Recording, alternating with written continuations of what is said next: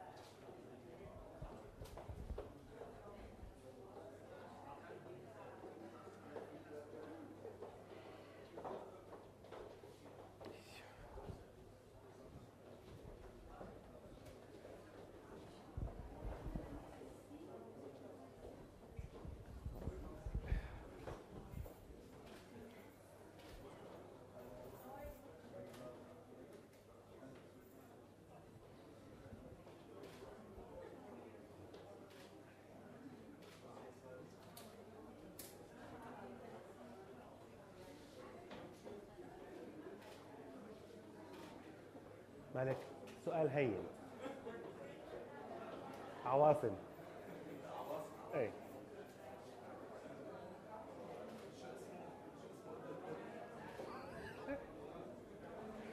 ابن الدب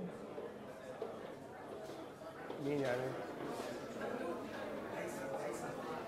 هيثم حولك سؤال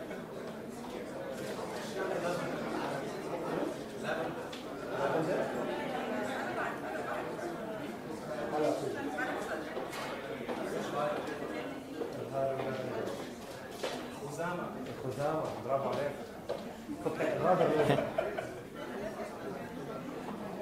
Okay.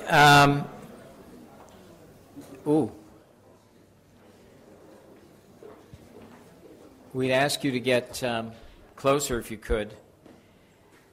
Let me start by saying the obvious. Good evening.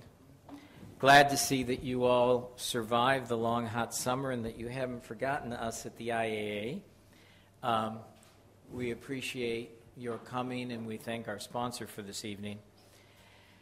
Tonight's networking event does not feature someone who will PowerPoint his way through the evening.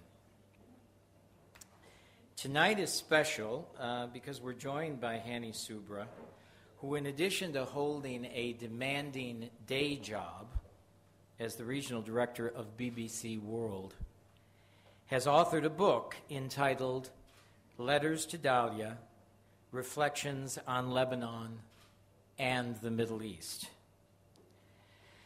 So I hope tonight will serve to call to everyone's attention that a book is a medium. And in my view, and maybe this is because of what I do for a living, a medium, I think, that will never die. And that in addition to advocating the interests of media in the broadest sense, the IAA acts to promote free speech. Now, don't get me wrong, in hosting this book signing, the IAA is not endorsing what Hani says in Letters to Dalia.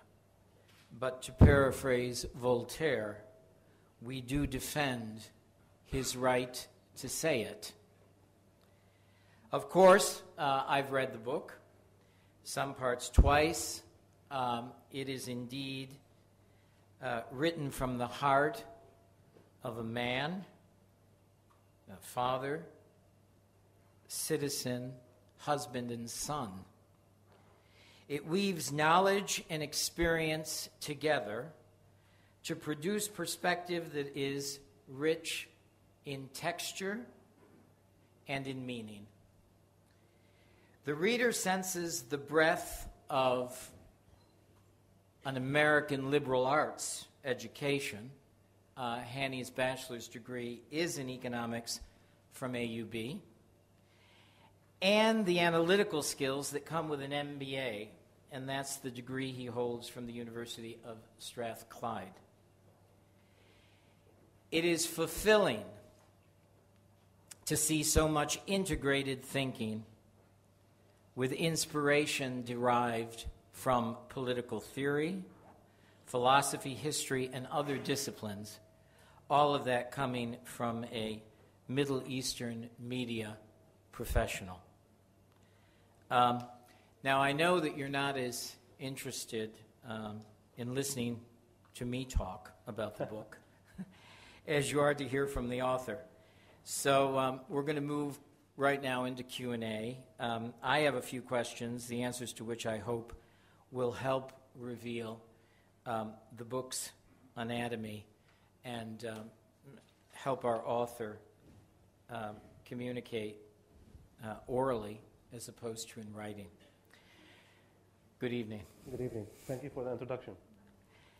Great to have given it and great to have you here. Thank you.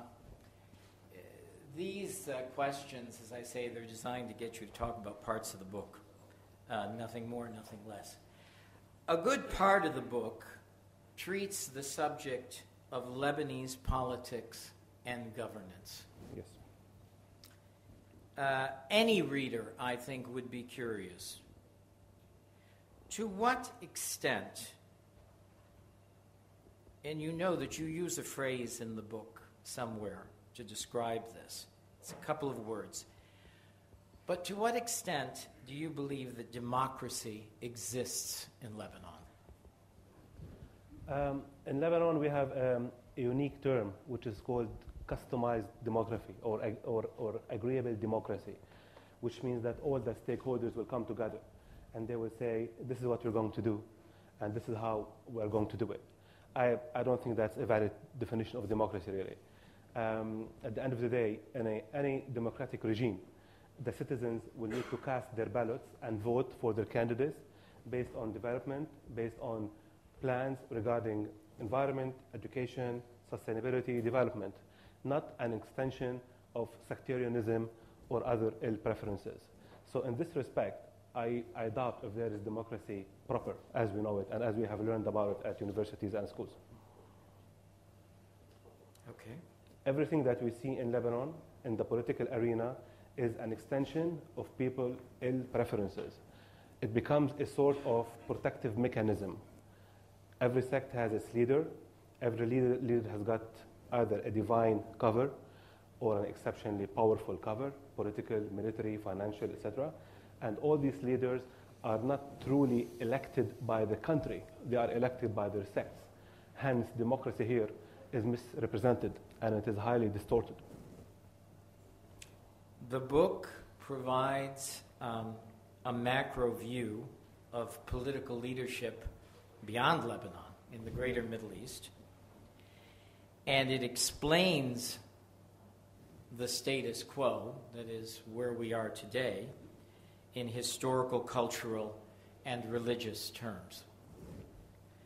Do you believe that any of what you have to say is related to prevailing values, patterns, and practices in corporate private sector management?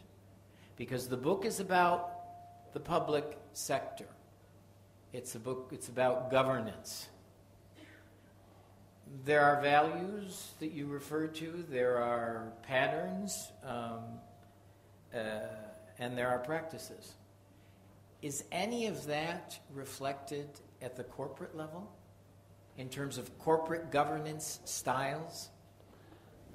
Again, I don't want to be very negative or morbid in everything I have to say about this part of the world. But the truth of the matter is that governance is an extension of one man's idea or opinion, which is an exceptionally dangerous thing because the whole concept of, for example, Iran now or Syria Assad or Iraq Saddam is based on an idea that one man came up with and that one man safeguarded and managed to implement either in the country or to neighboring countries as well. So there are no set of values. There are no set of variables that can make up a corporate or governance plan. There is one